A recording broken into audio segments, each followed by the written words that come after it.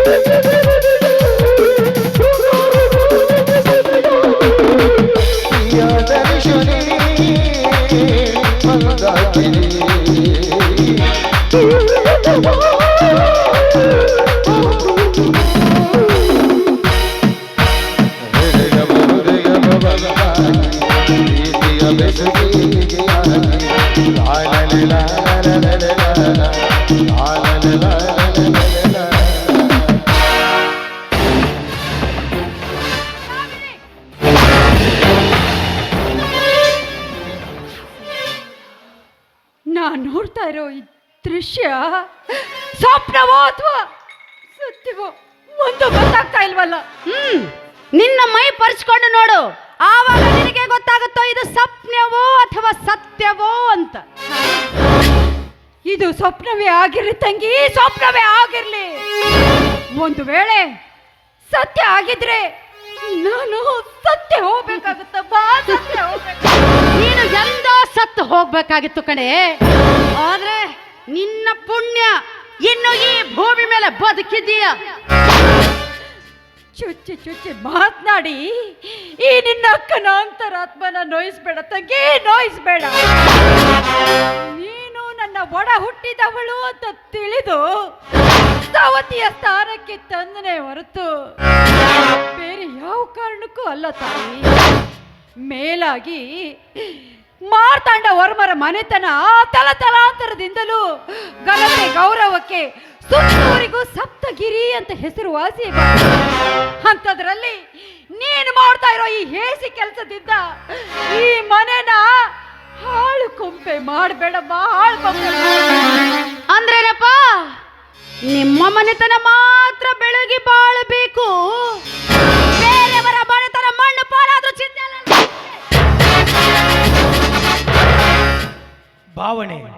ಭಾವನೆ ಎಲ್ಲಿಂದ ಬರಬೇಕು ದಾಮಿನಿ? ಅಮಾಯಕ ಹೆಣ್ಣನ್ನು ತಂದು ತನ್ನ ಗಂಡನಿಗೆ ಕಟ್ಟಿಕೊಂಡು ಕುಳಿತಿದ್ದಾಳೆ, ಇವಳಿಗೆ ಬರಬೇಕು ನಾಚಿಕೆ. ಬಾಯಿ ನಾಯಿ, ಈ ಮನೆ ಚಿಕ್ಕೊಳತಿ ಜೊತೆ ಚಕ್ಕಂದ ಆಡ್ತಾ ಇದೆಯಲ್ಲ, ನಿಮಗೆ ಜೀವ ಬೇಡಾಗಿದೆಯೇನೋ? ಓ ಲಕ್ಷ್ಮೀ ದೇವಿ ಅವರೇ, ಜೀವ ನನಗೆ ಬೇಡಾಗಿಲ್ಲ, ಅದು ನಿಮಗೆ ಬೇಡಾಗಿದೆ. ಅಮಾಯಕ ಹೆಣ್ಣನ್ನು ತಂದು ನಿನ್ನ ಗಂಡನಿಗೆ ಗಂಟು ಹಾಕಿ ಈ ಮನೆಯಲ್ಲಿ ಇಟ್ಕೊಂಡು ಕೂತಿಲ್ಲ, ಬುದ್ಧಿಯಲ್ಲಿ ಇಟ್ಟಿದ್ದೆ. ನನ್ನ ಮನೆಗೆ ಬಂದು ನನಗೆ ಬೋಧನೆ ಬೀಜ ಬಿತ್ತಲು ಬಂದ್ರೆ ತುಂಡು ತುಂಡಾಗಿ ಕತ್ತರಿಸಿ ನನ್ನ ಗಂಡನ ಹೇಳಿ ಆಚೆ ಚೆಲ್ಬೇಕಾಗುತ್ತೆ. ಎಚ್ಚರ, ಉತ್ತರಕ್ಕೆ ಉತ್ತರ ಸರಿಯಾಗಿಲ್ಲ ಲಕ್ಷ್ಮೀ ದೇವರೇ, ಉತ್ತರ ಸರಿಯಾಗಿಲ್ಲ. ಅದು ನೀವು ತಿಳ್ಕೋಬೇಕಾಗಿತ್ತಲ್ಲ. ಅವಳೇನು ಮದುವೆ ಮಾಡೋದಕ್ಕೆ ತಯಾರಾಗಿದ್ದ? ಇಲ್ಲ. ಯಾವ ಕಾರಣಕ್ಕಾಗಿ ಇವಳನ್ನ ಈ ಮನೆಗೆ ತಂದೆ ಅಂತ ಕೇಳ್ತಾ ಇದೆಯೇನು? ನಾನು ಒಬ್ಳು ಬಂಜೆ ಅನ್ನೋ ಕಾರಣಕ್ಕೋಸ್ಕರ ಇವಳಿಂದಾದ್ರೂ ಈ ಮನೆಯಲ್ಲಿ ಸಂತಾನ ಭಾಗ್ಯ ದೊರಕಲಿ ಅನ್ನೋ ಕಾರಣಕ್ಕಾಗಿ ಇವಳನ್ನ ನನ್ನ ಗಂಡನಿಗೆ ಕೊಟ್ಟು ಮದುವೆ ಮಾಡಿದ್ದೆ. ಅಂದ್ರೆ ಆ ದಾಮಿನಿ ನಿನ್ನ ಗಂಡನ ಮದುವೆ ಮಾಡ್ಕೊಳ್ಳಿಕ್ಕೆ ಒಪ್ಪಿಕೊಂಡಿದ್ದಿಲ್ಲ? ಒಪ್ಪಿಗೆ ಇಲ್ಲದೆ ನಾನು ಇವಳನ್ನು ಒಪ್ಪಿಸ್ತಾ ಇರಲಿಲ್ಲ. ಮೇಲಾಗಿ ಹಿಂದೊಂದು ದಿನ ನನ್ನ ಪ್ರಾಣ ಹೋಗೋ ಸಂದರ್ಭದಲ್ಲಿ ನನ್ನ ಪ್ರಾಣ ಉಳಿಸಿದ ಪುಣ್ಯಾತಿಗಿತ್ತಿ ಇವಳು. ಅದಕ್ಕಾಗಿ ಈ ನಿರ್ಧಾರ ತೆಗೆದುಕೊಂಡೆ. ರೇ ಲಕ್ಷ್ಮೀ ದೇವಿಯವರೇ, ಅವತ್ತು ದೇವಸ್ಥಾನದಲ್ಲಿ ನಿಮಗೆ ಹಾವು ಕಡಿಸುವಂತೆ ಮಾಡಿದವಳು ನಾನೇ. ಆದ್ಮೇಲೆ ಆ ಹಾವಿನ ವಿಷವನ್ನು ನನ್ನ ಬಾಯಿಂದ ಹೀರಿ ನಿಮ್ಮ ಪ್ರಾಣ ಉಳಿಸಿದವಳು ಕೂಡ ಇದೇ ದಾಮಿನಿ.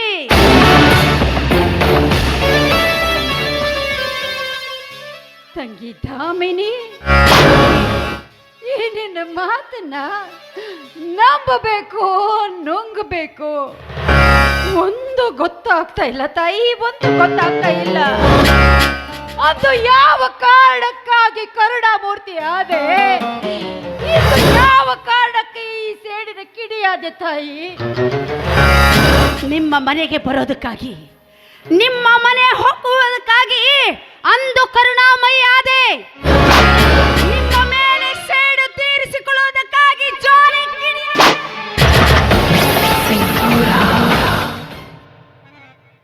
ಹೌದು ಲಕ್ಷ್ಮೀ ದೇವಿಯವರೇ, ಯಾವುದೋ ಒಂದು ಅಮಾಯಕ ಹೆಣ್ಣಿನ ಮೇಲೆ ಏರಿ ಓದೋದಕ್ಕೆ ಇವರ ಮಣಿತನವನ್ನು ನಾಶ ಮಾಡಿದಲ್ಲ ನಿನ್ನ ಗಂಡ. ಅಷ್ಟೇ ಅಲ್ಲ, ಆ ಹೆಣ್ಣಿಗೆ ಆಸ್ತಿಯನ್ನು ಹಚ್ಚಿದ, ತಲೆ ಬೋಳಿಸಿದ, 10 ವರ್ಷ ಊರು ಬಿಟ್ಟು ಬಯಸ್ಕಾರ ಹಾಕಿದಲ್ಲ. ಅವನೇನು ತಂದಿ ಮಗನೋ ಇಲ್ಲ ತಾಯಿಯ ಆದರೂ ಹುಟ್ಟಿದ ಮಗ. ಬಾಯಿ, ನನ್ನ ಗಂಡನಿಗೆ ರಾಕ್ಷಸ ಅನ್ನಲು ನೀನು ಒಬ್ಬ ವರ್ಷನೇನೋ? ಮನುಷ್ಯನ ನಡು, ಇದೊಂದೇ ಕಾರಣಕ್ಕಲ್ಲವೋ ನನ್ನ ಗಂಡ ಇವಳಣ್ಣಗ ಶಿಕ್ಷೆ ಕೊಟ್ಟಿದ್ದು. ಇಂಥ ಸಾಕಷ್ಟು ಘಟನೆಗಳಿವೆ. ಇವಳಣ್ಣನ ದರ್ಪದಿಂದ ಊರಲ್ಲಿ ಸಾಕಷ್ಟು ಹೆಣ್ಣು ಮಕ್ಕಳು ಶೀಲ ಕಳ್ಕೊಂಡಿದ್ರು. ಅಷ್ಟೇ ಏಕೋ ಶೀಲ ಕಳ್ಕೊಂಡು ತಮ್ಮ ಪ್ರಾಣನೇ ಬಲಿ ಪಡ್ಕೊಂಡಿದ್ರು. ಎಲ್ಲವನ್ನು ನೋಡಿದ ಜನ ಬಾಯಿ ಮುಚ್ಕೊಂಡು ಸುಮ್ಮನೆ ಕೊಳ್ತಿದ್ರು.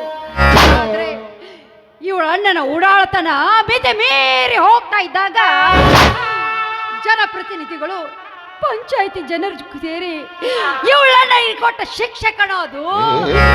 ನನ್ನ ಗಂಡ ಒಬ್ಬನೇ ಕಾರಣೀಭೂತನಲ್ಲ.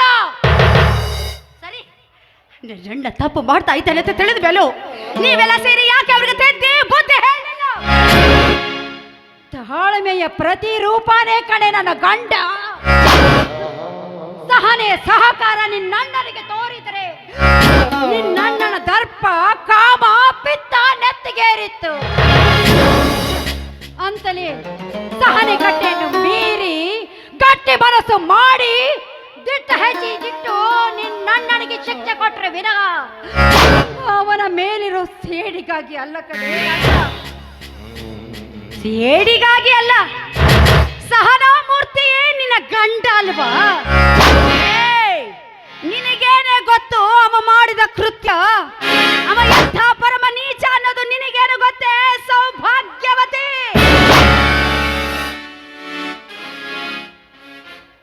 ನೋಡು, ಮೇಲಿಂದ ಮೇಲೆ ನನ್ನ ಗಂಡನನ್ನ ಅಪರಾಧ ಸ್ಥಾನಕ್ಕೆ ನಿಲ್ಲಿಸೋದು ನನಗಿಷ್ಟ ಬರ್ತಾ ಇಲ್ಲ. ಅಷ್ಟಕ್ಕೂ ನನ್ನ ಗಂಡ ಕಾರಣ ಅಲ್ಲ ಅಂತ ಹೇಳ್ತಾ ಇದ್ದೀರಲ್ಲ. ಇಷ್ಟಾಗಿಯೂ ನನ್ನ ಗಂಡನಿಗೆ ಏನಾದ್ರೂ ನೀವು ಧಕ್ಕೆ ಮಾಡಲು ಬಂದ್ರೆ ಮುತ್ತೈದೆಯಾಗಿ ಸಾಯ್ತೀನಿ ವಿನಃ ನನ್ನ ಗಂಡನ ಕೂದಲೆಳೆಗೂ ಕೊಂಕು ಬರದಾಗ ಕಾಪಾಡ್ತೀನಿ. ಗಂಡನ ಪ್ರತಿರೂಪ ಲಕ್ಷ್ಮೀ ದೇವಿ, ಲಕ್ಷ್ಮೀ ದೇವಿ ಪ್ರತಿರೂಪ ಇವಳ ಗಂಡ. ಅಂದ್ರೆ ನಿನ್ನನ್ನು ಮುಗಿಸ್ಬಿಟ್ರೆ ಇದೀಗ ತಾನೇ ಹೇಳಿದ್ನಲ್ಲ, ಮುತ್ತೈದೆಯಾಗಿ ಸತ್ತು ಸ್ವರ್ಗ ಸೇರ್ತೀನಿ. ಆದ್ರೆ ನನ್ನ ಗಂಡನಿಗೆ ಏನು ಆಗದ ಹಾಗೆ ಕಾಪಾಡ್ತೀನಿ, ನಾನು ಕಾಪಾಡ್ತೀನಿ. ನೀನು ಜೀವಂತವಾಗಿದ್ರೆ ಕಾಪಾಡ್ತೀಯಲ್ಲ ನಿನ್ನ ಗಂಡನ. ಅಷ್ಟಕ್ಕೂ ಇಂಥ ಹೆಣ್ಣು ನನ್ನ ಚಿತ್ತಾನ ನೆತ್ತಿಗೇರಿಸ್ಬಿಟ್ಲಲ್ಲ. ಇವಳು ಇಂಥ ನಿರ್ಲಜ್ಜ ಹೆಣ್ಣು ಅಂತ ಗೊತ್ತಾಗಿದ್ರೆ ನನ್ನ ಮನೆ ಹೊಸ್ಲಿಗೂ ಕೂಡ ಇವಳನ್ನು ಸೇರಿಸ್ತಾ ಇರ್ಲಿಲ್ಲ.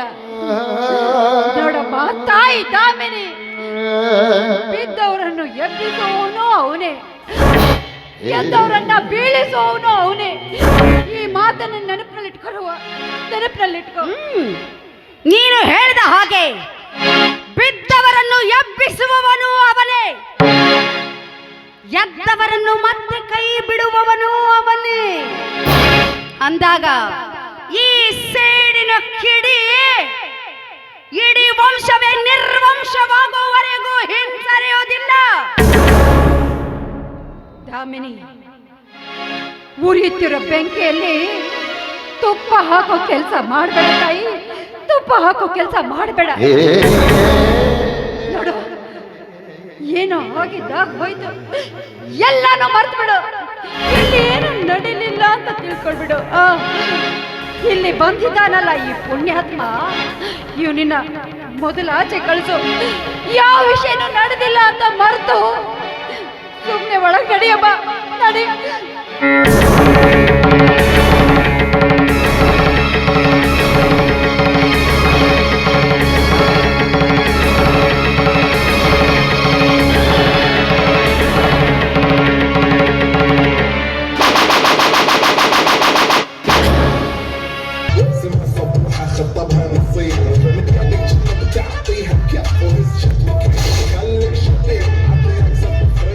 ಸೂರ್ಯ, ಸಂತೋಷ, ನನಗೆಲ್ಲೆಲ್ಲರ ಸಂತೋಷ.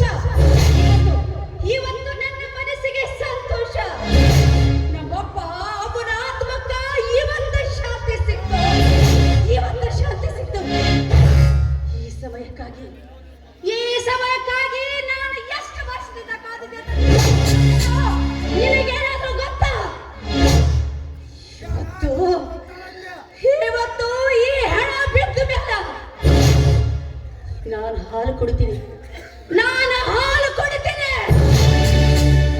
ಆ ದೇಸಾಯಿ ಅವಳ ಹೆಂಡತಿ ಹಣ ನೋಡಿ ನರಳಿ ಜೀವ ಬಿಡಬೇಕು. ಅದನ್ನು ನೋಡಿ ನಾನು ಸಂತೋಷ ಪಡಬೇಕು.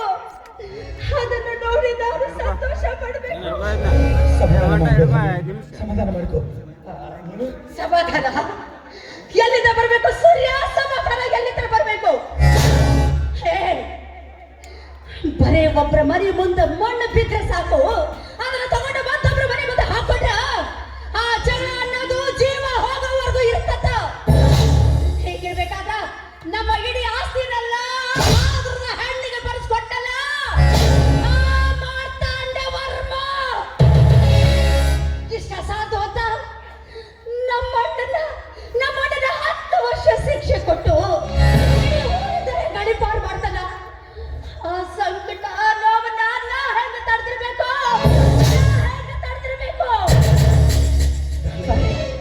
ಆ ದೇಸಾಯಿ ಬರ್ಲಿ, ರಕ್ತ ಕಣ್ಣೀರು ಹಾಕಬೇಕು. ಅದನ್ನ ನೋಡಿ ನಾನು ಸಂತೋಷ ಪಡಬೇಕು.